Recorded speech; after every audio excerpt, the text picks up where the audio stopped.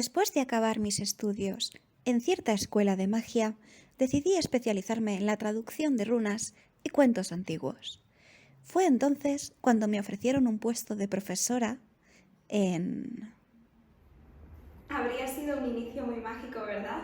Érase una vez... Muy buenas a todos. Soy Esther Alabao Rivas. Soy maestra, investigadora y cuentacuentos. La verdad es que siempre quise ser maestra. Desde pequeña tengo claro que me encanta aprender y también enseñar a otros para que aprendan. No sabía muy bien qué quería hacer después de acabar mis estudios de magisterio en la facultad, en la Universidad de Valencia. Pero sí que tenía claro que me entusiasmaba, me apasionaba la lectura y quería poder transmitir esa pasión a mis alumnos. Me encontré con varios problemas, claro. El primero, que no les gusta leer. Y el segundo, que no les gusta leer en inglés. Está muy vinculado la mente cognitiva con la mente emocional en el aprendizaje. Motivada por mi curiosidad, decidí investigar qué procesos tienen lugar en nuestra mente cuando leemos. Es así como me decidí por el máster de investigación en didácticas específicas, en lengua y literatura. ¿Qué ocurre en nuestra mente cuando tenemos un texto en nuestras manos y estamos leyéndolo y disfrutándolo? Resulta que hay unos procesos mentales que se llaman inferencias. La capacidad inferencial es una habilidad que poseemos para dar sentido a los textos con información que no aparece explícitamente en ellos. Este proceso es diferente cuando se trata de un texto literario a cuando se trata de un texto expositivo del que recibimos mera información. Decidí que enfocaría mi máster, ese trabajo tan importante, a descubrir qué inferencias se producen durante la lectura de un texto literario y, cuando no se producen, cuál es el problema de comprensión, si se trata de un problema de comprensión lingüística o de comprensión estratégica.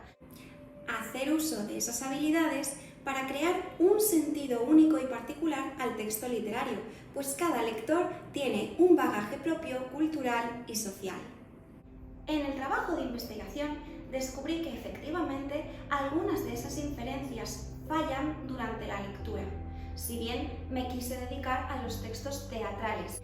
La comprensión de mis estudiantes de lengua inglesa no era una comprensión deficiente o una comprensión marcada por fallos lingüísticos, sino que a pesar de no entender todo el vocabulario de la obra, fueron capaces de descubrir quién, cómo, cuándo y por qué tenían lugar las acciones narrativas.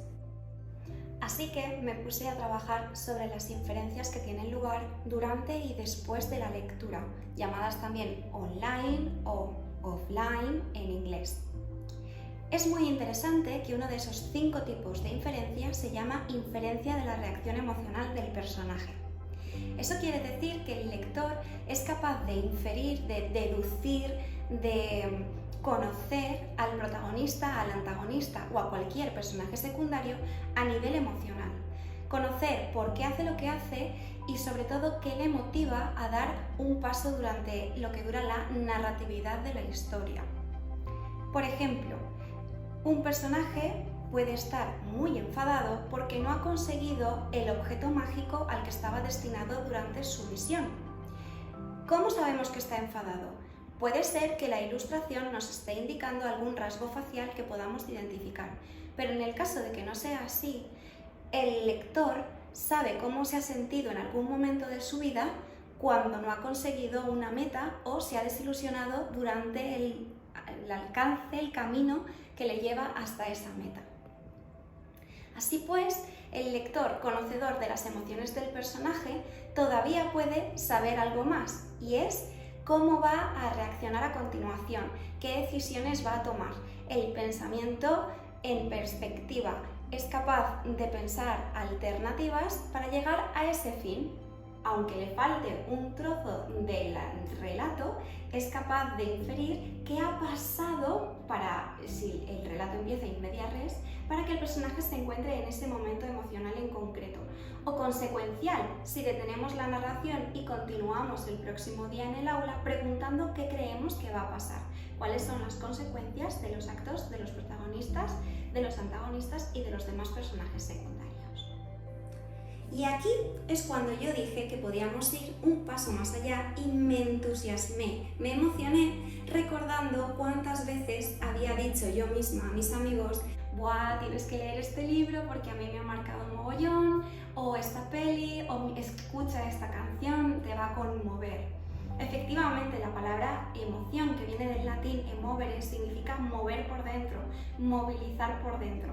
Es esa sacudida emocional propia de cada individuo cuando estamos, por ejemplo, en una película, somos capaces de reír a carcajadas o de romper a llorar en cierto momento.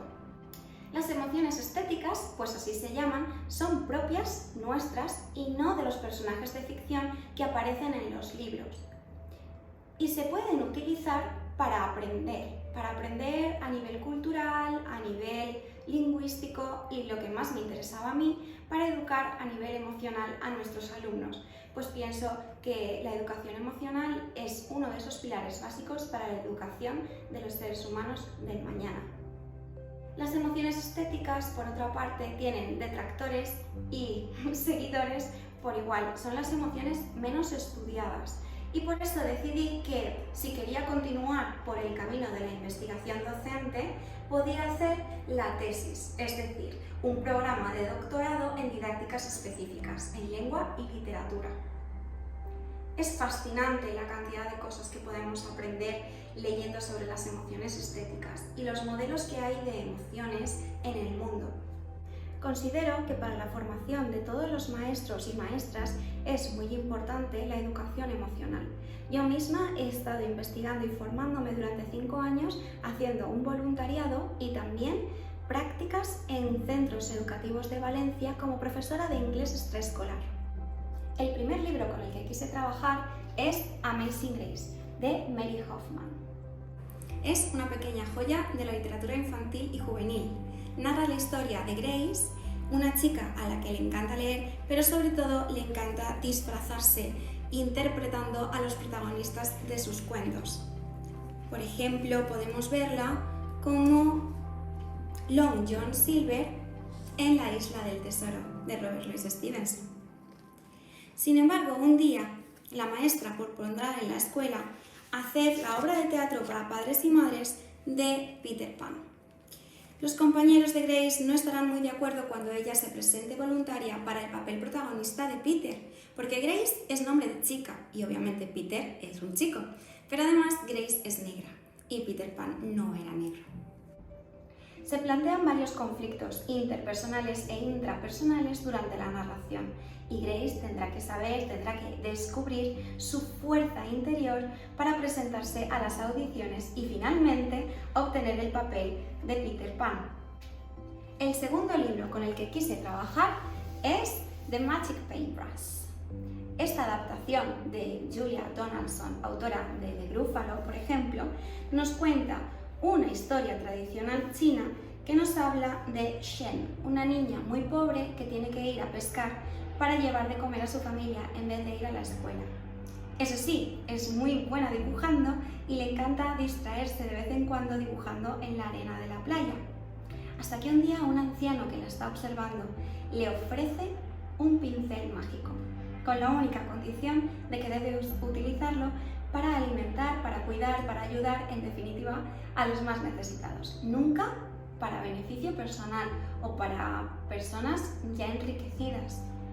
Cuando esto llega a oídos del emperador, por supuesto, el emperador quiere ese pincel para conseguir su propio árbol que da monedas. Después de decidir qué libros iba a utilizar en el aula, elaboré una secuencia didáctica que implementé en un colegio. Más tarde recogería los documentos elaborados por todos los alumnos, así como un propio diario de reflexión en el que yo plasmaba cada una de las curiosidades o aquellos acontecimientos que me habían parecido muy interesantes. Una de mis primeras conclusiones es que puedo afirmar que gracias a las emociones estéticas, las competencias emocionales del alumnado se han desarrollado progresivamente. Es decir, si conozco cómo es, cómo piensa, cómo siente, sabré cómo enseñarle. Así que, según mi experiencia, hay varias salidas después de la carrera de magisterio. La primera es hacer el máster de investigación en didácticas específicas.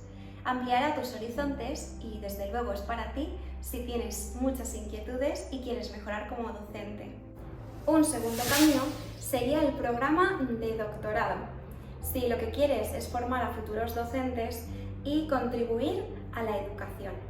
Pero no lo olvides, decidas lo que decidas estudiar, pon siempre un poquito de tu corazón.